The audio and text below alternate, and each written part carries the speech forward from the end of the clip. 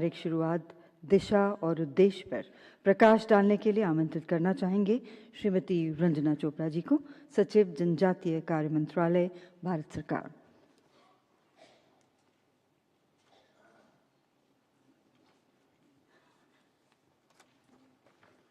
माननीय भारत की राष्ट्रपति महोदया श्रीमती द्रौपदी मुर्मू जी, माननीय जनजातीय कार्य मंत्री भारत सरकार श्री जुएल ओराम जी, माननीय जनजातीय कार्य राज्य मंत्री जी, राज्य सरकारों एवं केंद्रीय शासित प्रदेशों के वरिष्ठ अधिकारीगण, जनजातीय कल्याण विभागों के प्रतिनिधिगण, जनजातीय अनुसंधान संस्थानों के निदेशक एवं प्रतिनिधिगण, ITDA ITDP के परियोजना प्रशासक एवं परियोजना अधिकारीगण, विशिष्ट विशेषज्ञगण, विकास क्षेत्र के प्रैक्टिशनर्स, नागरिक समाज संगठनों के प्रतिनिधिगण, देवियों एवं सज्जनों, समेकित जनजातीय विकास अभिकरणों एवं समेकित जनजातीय विकास परियोजनाओं के सुदृढ़ीकरण पर आयोजित इस राष्ट्रीय कार्यशाला में मैं माननीय राष्ट्रपति महोदया का हार्दिक स्वागत करती हूँ। इस बात का मुझे अत्यंत गौरव एवं सम्मान है कि हमारी माननीय राष्ट्रपति महोदया ने टाइम निकालकर आज हमारे साथ उपस्थित होकर हमें सबको प्रेरणा देंगे। जनजातीय विकास एवं समावेशी शासन को सुदृढ़ करने के प्रति उनके निरंतर मार्गदर्शन एवं प्रोत्साहन के लिए हम उनके प्रति गहरी कृतज्ञता व्यक्त करते हैं। मैं जनजातीय कार्य मंत्री एवं जनजातीय कार्य राज्य मंत्री के प्रति भी अपना हार्दिक आभार व्यक्त करती हूं, जिनके नेतृत्व एवं मार्गदर्शन में देश भर में जनजातीय विकास संस्थाओं को सशक्त बनाने की यह महत्वपूर्ण राष्ट्रीय पहल आगे बढ़ रही है। आज की ये कार्यशाला भारत में जनजातीय विकास प्रशासन की बदलती प्राथमिकताओं के संदर्भ में अत्यंत महत्वपूर्ण है। लगभग 5 दशकों से समेकित जनजातीय विकास अभिकरण ITDA एवं ITDP अनुसूचित क्षेत्रों तथा जनजातीय बहुल क्षेत्रों में लक्षित जनजातीय विकास कार्यक्रमों के क्रियान्वयन के प्रमुख संस्थागत तंत्र के रूप में कार्य करती रही हैं। 5वीं पंचवर्षीय योजना के दौरान जनजातीय उपयोजना ट्राइबल सब प्लान रणनीति के अंतर्गत ITDA की अवधारणा विकसित की गई थी। इन संस्थाओं का उद्देश्य जनजातीय क्षेत्रों में अभिसरण आधारित विकेंद्रीकृत एवं उत्तरदायी विकास प्रशासन सुनिश्चित करना था। वर्षों के दौरान इन संस्थाओं ने देश के सबसे दूरस्थ एवं वंचित क्षेत्रों तक शासन एवं सार्वजनिक सेवाओं को पहुंचाने की एक महत्वपूर्ण भूमिका निभाई है। शिक्षा, स्वास्थ्य, आजीविका, आधारभूत संरचना, सामाजिक सुरक्षा एवं कल्याणकारी सेवाओं की उपलब्धता बढ़ाने में इनका योगदान उल्लेखनीय है। किंतु जैसा कि हम सभी जानते हैं, जनजातीय क्षेत्रों का विकास परिदृश्य तेजी से बदल रहा है। आज जनजातीय समुदाय अधिक आकांक्षी हैं और वे शासन प्रक्रियाओं में अधिक भागीदारी, बेहतर आजीविका अवसर, प्रभावी सेवा वितरण व्यवस्था तथा अपने संवैधानिक एवं कानूनी अधिकारों की अधिक सार्थक प्राप्ति की अपेक्षा रखते हैं।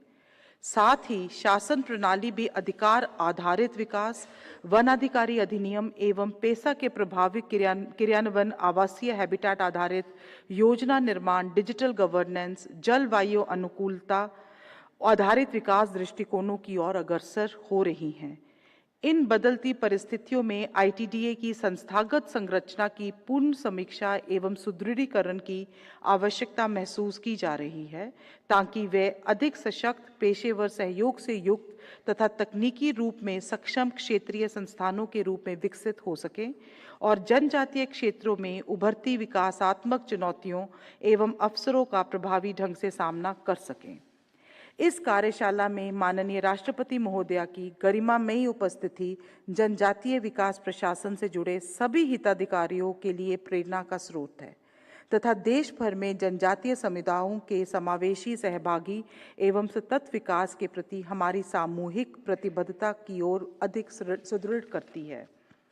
अपने वक्तव्य के समापन से पूर्व मैं सभी राज्य सरकारों, जनजातीय कल्याण विभागों, जनजातीय अनुसंधान संस्थानों, विशेषज्ञों एवं सहभागी संस्थाओं के प्रति इस महत्वपूर्ण राष्ट्रीय पहल में उनके अमूल्य योगदान के लिए हार्दिक आभार व्यक्त करती हूँ। मैं एक बार पुनः सभी प्रतिभागियों का स्वागत करती हूँ तथा कार्यशाला के सार्थक विचार विमर्श एवं सफल परिणामों के लिए अपनी शुभकामनाएं देती हूँ। धन्यवाद। जय हिंद।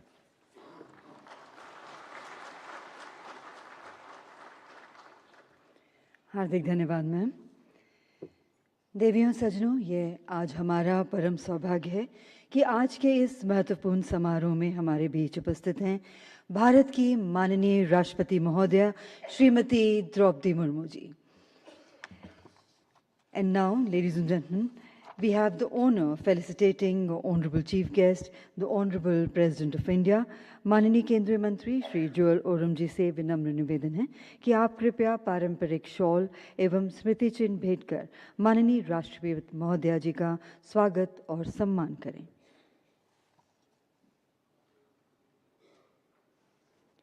करतल ध्वनि के साथ स्वागत माननीय राष्ट्रपति महोदया जी का।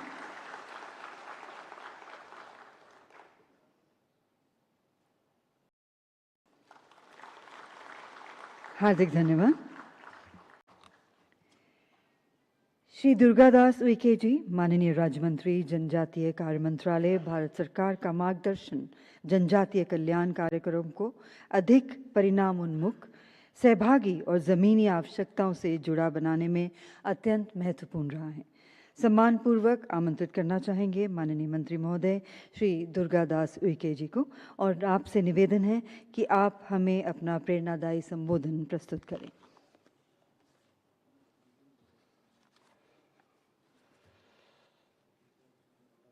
मंच पर विराजमान मुख्य अतिथि, भारत के गौरव, हमारे देश की प्रथम नागरिक और इस गरिमामय सभा की अध्यक्षता कर रही परम आदरणीय राष्ट्रपति महोदया श्रीमती द्रौपदी मुर्मू जी, हमारे मार्गदर्शक और माननीय केंद्रीय जनजाति कार्य मंत्री श्री जुएल ओराम जी, श्रीमती रंजना चोपड़ा जी, सचिव जनजाति कार्य मंत्रालय, उपस्थित सभी जनजाति कार्य मंत्रालय के अधिकारीगण, विभिन्न राज्यों और केंद्र शासित प्रदेशों से पधारे आदरणीय वरिष्ठ अधिकारीगण, जनजातीय अनुसंधान संस्थानों के नीति निर्माता निर्देशक महोदय, देश के दूर दराज के अंचलों से आए मेरे अत्यंत प्रिय प्रोजेक्ट ऑफिसर्स और असिस्टेंट प्रोजेक्ट ऑफिसर्स और उपस्थित सभी प्रबुद्ध मित्रों, आज विज्ञान भवन के इस ऐतिहासिक सभागार में आपके सबके बीच उपस्थित होकर मुझे आत्मीय प्रसन्नता हो रही है। आज का यह दिन हमारे देश के जनजातीय विकास के इतिहास में एक मील का पत्थर है। यह मेरा सौभाग्य है कि मुझे इस राष्ट्रीय सम्मेलन में देश की प्रथम नागरिक आदरणीय राष्ट्रपति महोदया की गरिमामय उपस्थिति में यह कार्यक्रम संपन्न हो रहा है। महोदया, आपका यहाँ होना ही हमारे पूरे जनजाति समाज और जमीन पर काम कर रहे इन कर्तव्यनिष्ठ अधिकारियों के लिए सबसे बड़ी प्रेरणा है। आदरणीय प्रधानमंत्री श्री नरेंद्र मोदी जी के कुशल प्रेरक नेतृत्व में जनजाति विकास, सशक्तिकरण और सम्मान के 12 वर्ष पूर्ण होने के उपलक्ष्य में हम 10 मई से 7 जून 2026 तक देश भर में जनजाति गरिमा उत्सव 2026 मना रहे हैं। यह उत्सव जनजाति समुदाय के कल्याण, उनकी आकांक्षाओं की पूर्ति तथा उन्हें विकास की मुख्य धारा से अग्रणी स्थान दिलाने की 12 वर्षों की यह परिवर्तनकारी यात्रा का उत्सव है। आज हम इस उत्सव के चौथे सप्ताह फ्रॉम क्लासरूम टू कॉन्फिडेंस का आयोजन कर रहे हैं। यह विषय उस परिवर्तनकारी दृष्टिकोण का प्रतीक है जिसके माध्यम से जनजाति युवाओं को केवल शिक्षा ही नहीं बल्कि आत्मविश्वास, अवसर और नेतृत्व की नई पहचान प्रदान की जा रही है। मित्रों, बीते 12 वर्षों में जनजाति कल्याण को शासन और विकास के एजेंडे में अभूतपूर्व प्राथमिकता दी गई है। मुझे यह बताते हुए विशेष प्रसन्नता हो रही है कि कल जनजाति कार्य मंत्रालय की विभिन्न छात्रवृत्ति योजनाओं के माध्यम से पूरे देश से 200 प्रतिभाशाली लाभार्थी विद्यार्थियों को माननीय राष्ट्रपति महोदया के साथ संवाद करने का दुर्लभ अवसर प्राप्त हुआ है। यह अनुभव न केवल इन विद्यार्थियों के लिए प्रेरणादायी रहा है बल्कि इससे उनके जीवन की यह अद्वितीय असाधारण उपलब्धि के रूप में अविस्मरणीय रहेगी। मेरा सदैव यह विश्वास रहा है कि हमारे लोकतंत्र की आत्मा ग्राम सभा में निवास करती है। यह ग्राम सभा ही है जहां किसी समुदाय के भविष्य से जुड़े वास्तविक निर्णय किए जाने चाहिए। सहयोग, पारदर्शिता और जनता की पूर्ण भागीदारी के साथ आईटीडीए, आईटीडीपी परियोजना को कभी भी केवल फाइलें आगे बढ़ाने वाले कार्यालय नहीं बनना चाहिए, बल्कि ग्राम सभा का विश्वस्त सहयोगी बनना है, जो हमारे जनजातीय समुदाय को स्वयं अपने विकास की योजना बनाने और उसका नेतृत्व करने में सहायता करें।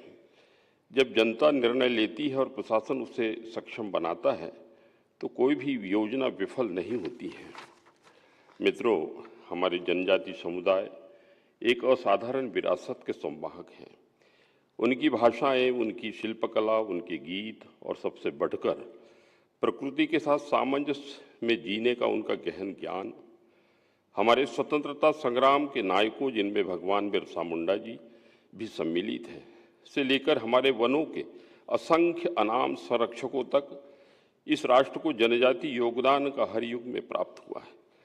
जैसे जैसे हम प्रगति की ओर बढ़ते हैं, हमें इस विरासत की भी रक्षा करनी होगी, ताकि विकास पहचान को मिटाए नहीं, बल्कि उसे सुदृढ़ करें। आर्थिक प्रगति और सांसारिक गौरव को साथ साथ विकसित होना चाहिए। मैं आपसे प्रत्येक से अनुरोध करूंगा कि इस राष्ट्रीय सम्मेलन का पूर्ण उपयोग करें, अपनी कठिनाइयों को खुलकर साझा करें, अन्य राज्यों के अधिकारियों से सीखें और कम से कम एक ऐसी बेस्ट प्रैक्टिस अवश्य अपने साथ लेकर यहाँ से यादें लेकर जाएं, जिसे आप अपने क्षेत्र में लागू कर सकें और इसके पश्चात भी एक दूसरे से संपर्क बनाए रखें, क्योंकि क्षेत्रीय अधिकारों के बीच साझा की गई कोई समस्या आधी तो वही हल हो जाती है। आप अकेले कार्य नहीं कर रहे हैं, आप जनजातीय विकास के कार्यकर्ताओं के एक राष्ट्रीय परिवार के अंग हैं। मुझे विश्वास है कि आप नई ऊर्जा और नए विचारों के साथ अपने जिलों को लौटेंगे। मंत्रालय की ओर से मैं आपको अपने पूर्ण सहयोग का आश्वासन देता हूं और आपके सबके तथा आपके द्वारा सेवित समुदायों के लिए हार्दिक शुभकामनाएं प्रेषित करता हूं। आप सबका बहुत बहुत धन्यवाद। जय हिंद।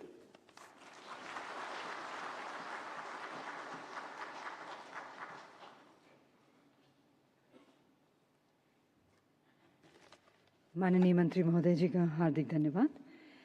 हमारे लिए आज ये गौरव का विषय है कि इस अवसर पर हमारे साथ उपस्थित हैं श्री जुएल ओराम जी, माननीय केंद्रीय मंत्री, जनजातीय कार्य मंत्रालय, भारत सरकार।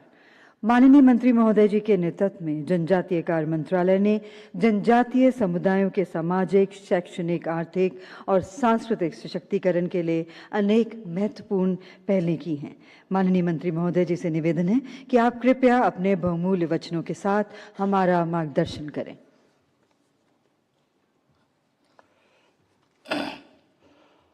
महामहिम राष्ट्रपति महोदया श्रीमती द्रौपदी मुर्मू जी, मंत्रिमंडल में मेरे सहयोगी मंत्री श्री दुर्गादास उइके जी, हमारे मंत्रालय के सचिव श्रीमती रंजना चपरा जी, राष्ट्रपति भवन के तमाम अधिकारीगण, हमारे मंत्रालय के तमाम अधिकारीगण और आईटीडीए, आईटीडीपी, माडा माइक्रो प्रोजेक्ट में काम करने वाले अधिकारीगण, कुछ तो